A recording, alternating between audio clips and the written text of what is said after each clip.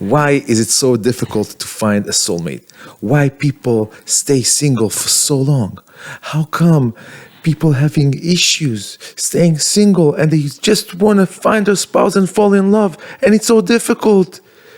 Especially when we are living in a time where we have apps and dating apps and people can just go there and meet new people and it's just so available. So how come? How come so many single people are stuck? It's a wonderful question. Uzi, how are you? Hello. Great Fantastic. to see you, to be here. How's it going? Great, thank you. Yeah, so I think that you're probably one of the most qualified people to answer those questions, since those are things that are very emotionally impacted, finding your soulmate, being in a relationship, being, in a relationship that actually makes you happy and lit you up and brings the best out of you, which is something that everybody wants and wish to have. I saw you talked from your heart. It's like I saw the beginning when you opened. It's like it's really bothered you. Why is it so hard to find our soulmate? And the question is, it is all on our shoulders. The answer is everyone should believe that he can do that and he can find is. The problem starts by finding your soulmate. It's not finding your soulmate. There is nothing like a soulmate. It's an invention in a way. Why? Because we have a lot of soulmates that could be our best partner to life. But we have to do something. Let's see the first criteria in order to succeed, in order to find the soulmate, what you call the soulmate. The first criteria is to choose. And not only to choose, to decide that what I chose, it's the best place for me. Why people have problems to concentrate? Think about it for a moment. Why? Because there are a lot of channels opens and there are a lot of things that calls me and I don't know where to take myself, what to do. If I go to sport, I'm losing dating with friends, I'm doing things with friends. If I'm watching TV, so with that, because I'm not choosing, I'm not doing nothing. That's the major. In order to succeed in everything, you have to concentrate. And it's the same in marriage and in finding your spouse and finding your soulmate. Why? Because think about those apps. You see, you have somebody that is beautiful.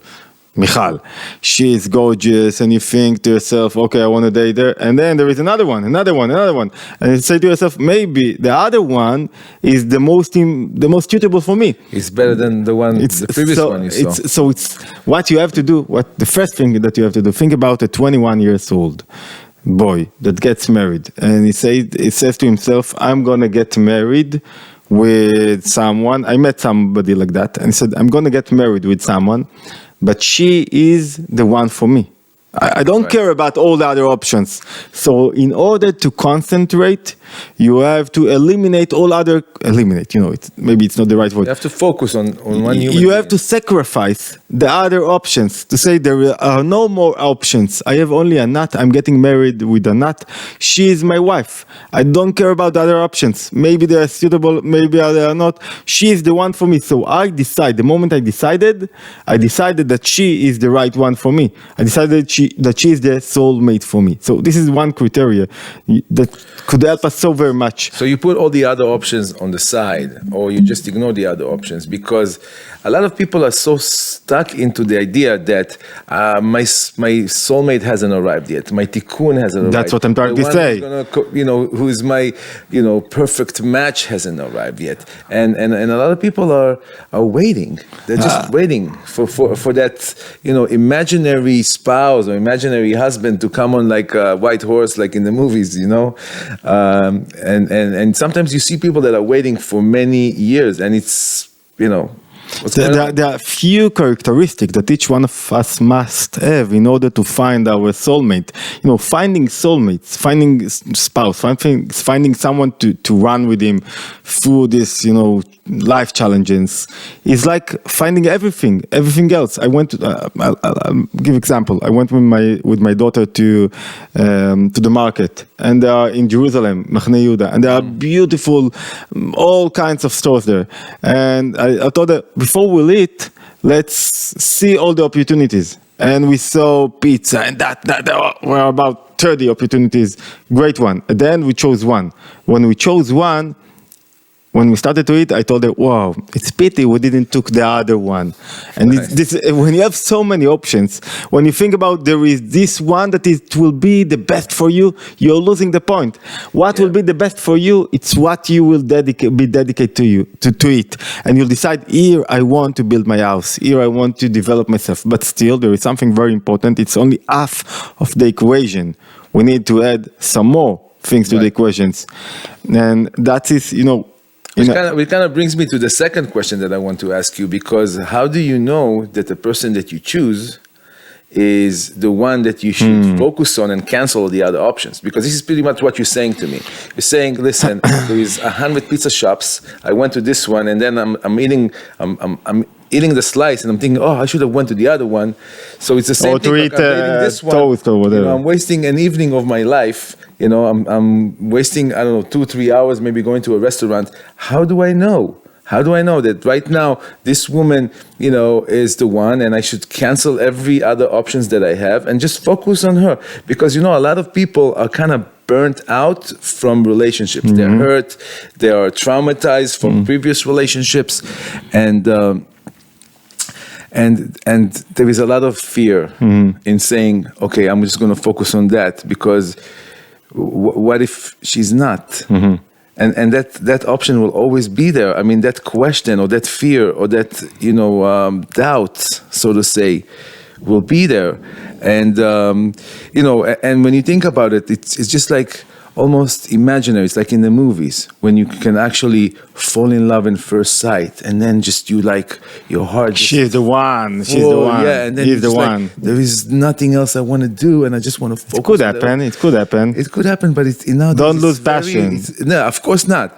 But it just feels people are just very suspicious and very afraid, and they're not, even if they see somebody that they really like and there is an amazing connection and attraction and chemistry, and but they're afraid, so they are still afraid because of previous relationships, because of traumas or whatever, or scratches. It's a wonderful question, and you gave the answer inside the question.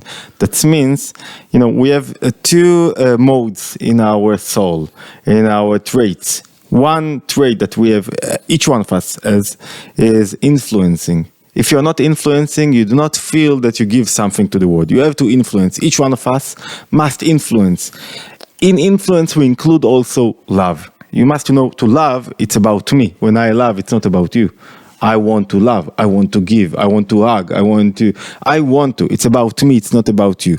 And the other trait that we have, the other, general trait that we have, the other way to manifest our soul is what?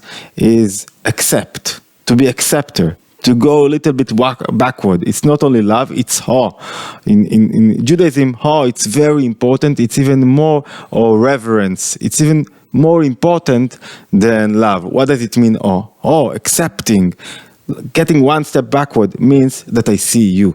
I don't see what I need. I don't see what I want. I don't see the image of the picture of the soulmate that I thought that it will be the most suitable for me. Does not mean that I'm waiting for something. When I see you, I see exactly who am I getting married with. And most of the problems of people that got married is that they woke up after a year, 2, 5, 10, and they see, she's not the one that I got married with. She has changed. No, you never saw her. No, you only saw what you wanted to see. You see only the image that you wanted to see. And now you are complaining that she's not what you wanted her to be. So if you really want to find your soulmate, to find, the one that is matching for you, you have to see him. In order to see him, you have to neglect everything that you want. I want her to be like that. I remember you said at the beginning, I have a lot of trauma that I carry with me. You have to put aside your traumas and what you have been through, because if you bring your traumas to the table, you bring your last relationship to the table, and now you don't see her. She is something else. It's the most important thing is not only to love and not only to manifest love and passion. Passion, it's all about, a bit secrecy, that you don't see everything. There is no passion when you see the whole picture. So you have to take one step backward. One step backward means don't be you. Don't be full of yourself when you are meeting someone. Exactly. Otherwise, you will never see you never see yourself. You'll see only yourself, not her. Right. So in other words, what you're saying is that when I come to the relationship, I need to put my needs and wants on the side, and instead of thinking about what do I want, what do I need, I have to look at the other person and see really who's in front of me. What can I actually give to that person? Not what I give. Sim is just, like it's like in parenting. What do you mean? When you see, it's, when you have a relationship with someone, I don't understand what you need from me. I can't understand you. No, listen a little bit. Nobody needs from you nothing. I need from you to see me, to see my character, to see my needs, to see where I am. It's like seeing. Let's get back to the example of food. I know what I like, but you will never try something new. I know what I want. You'll never understand if you'll compare everything that you are eating now to what you know or to what you ate. You will never be able to experience new experiences and to get in love with something, with the new food, because you remember when you were 2 that you didn't like carrot. I don't know. So you're saying I should not focus on what should I give that person, but I should focus more on the emotional. What do I see? What do I see in that person, like the emotional makeup, the psychological, And what happens then? The question is, what should I focus on? Because let's just say I'm putting my needs on the side. What happens then? Love. What is love? Love is that when I see someone, when I really see him and I get connected with him. So when I see him, I feel a bit my emotions. What does it mean? Emotions are the engine of the soul.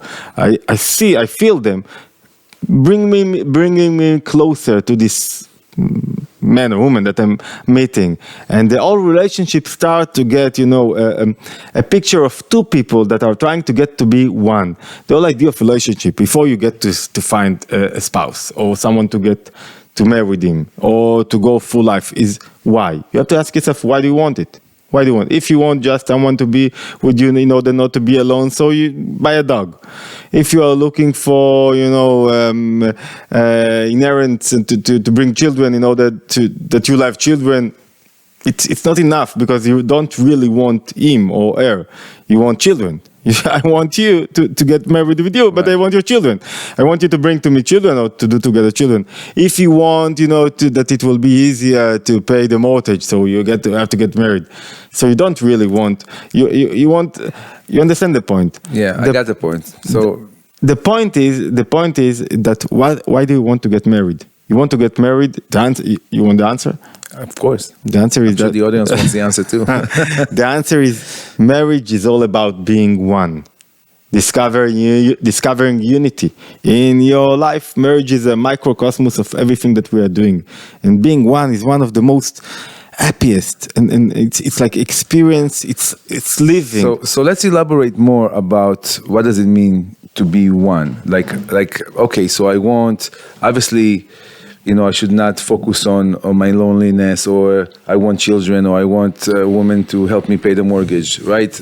I really want to be one with her. And what really that means on a practical level, to be one and to have that as something that's going to, show me the path to what we both want, so to happiness together. It's a beautiful question, because being one starts with your wills. When I have a will to something, and this will contradict your will, we cannot be one.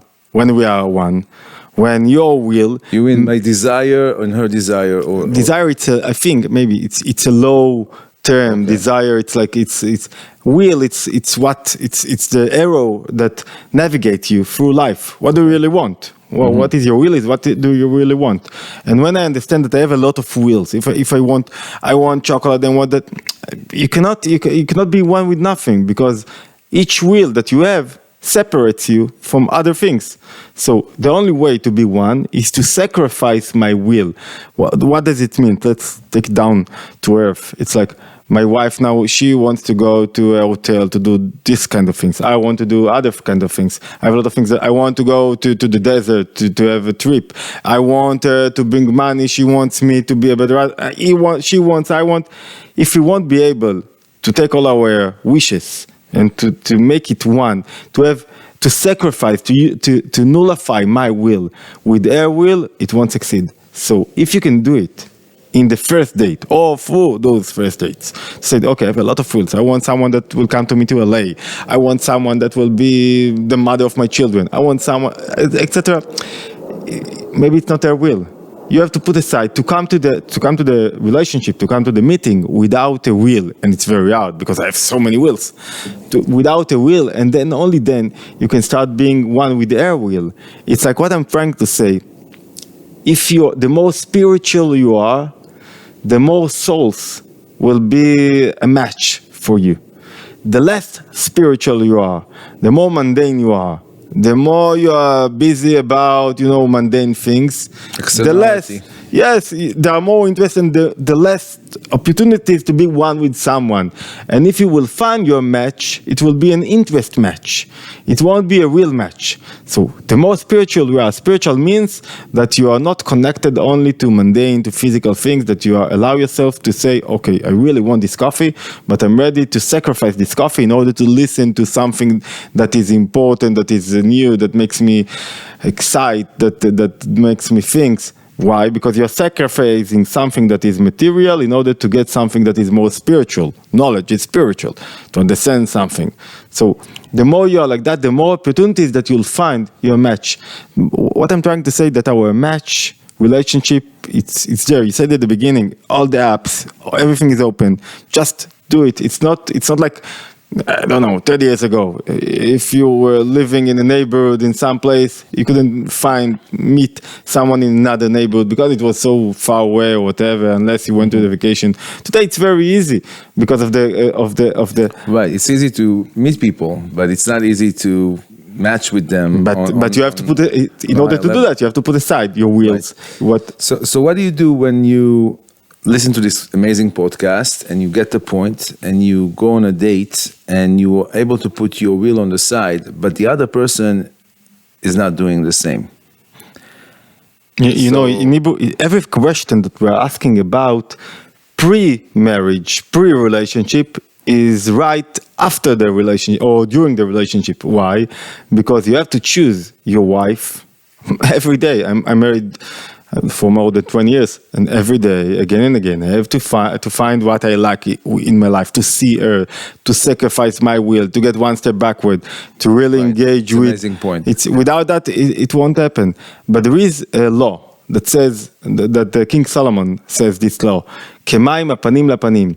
As if you're looking in the water, you will see your own face. That means Kach lev adam el adam, which means the heart of man to man. Is the way you look. Right. If you are in a specific state of mind, if you have a mindset, everyone will notice this mindset. Right. If you are narrow in your mindset, people will notice that, and they will say, "He's narrow, I'm narrow. Now let's bargain about the small money." If you are open-minded and you really see and you really listen and you really try to understand who am I and what are those points that we can share in our life and what is the directions, the will that we take our life, then you will get in love with the one that is next to an she, doesn't matter. She will have the same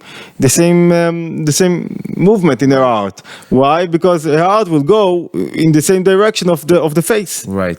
So in other words, you're saying before you go out on a date, do some internal work. Really think about most important thing. Think about about all those things. Do this internal work. Come with the right attitude, with the right heart. And then that heart will reflect. Mm-hmm. There is this idea of this idea. Before we record podcast, there is this idea of going to a therapy together. In Hebrew, it's called Shlom Bayit. It's like peace in the house, but there is nothing. It's a wrong term. Why is it a wrong term? Because there is nothing like let's go together to therapy. Usually, when two goes to therapy, one wants the other one to accept what he think. I want the therapist to say, okay, From experience, it doesn't work. it doesn't work because you want something to change. You want a shift in your house. Work on yourself.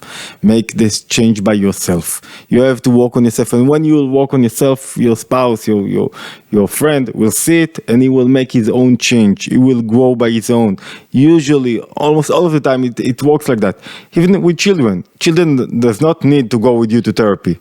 When you work on yourself, they will notice that, and then immediately they will stop being in anxiety or whatever, because you are stopping screaming and acting like a boy.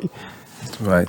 That's an amazing understanding and, really way of really kind of approaching this whole dating and finding a soulmate thing. And I kind of got it. I think I got it. Hopefully the audience got it as well. And, what can I tell you? I really wish all the single people to have success. Yeah, it's mostly in boots. Their soulmate and really working on themselves, coming with the right heart, putting their wheel on the side for a minute, look at the person in front of you, and really see what you can really do to manifest something together, to become one with that soul. And Be'ezrat Hashem should be the success of each couple. It's the success of the whole world, right. Because marriage. It's the interest of each one of us in a good marriage. Right. Why? Because when you have a good marriage, that means you are a better person. You work on yourself. You discover your inner powers, your inner traits. I also liked what you said, that you have to choose your wife every morning, and you have to see the good things in her every morning, and you have to, love her every morning as new, because otherwise it's like. If otherwise you will prefer something else. Right. Thank you very much, Uzi. It was great. It was great to hospital you.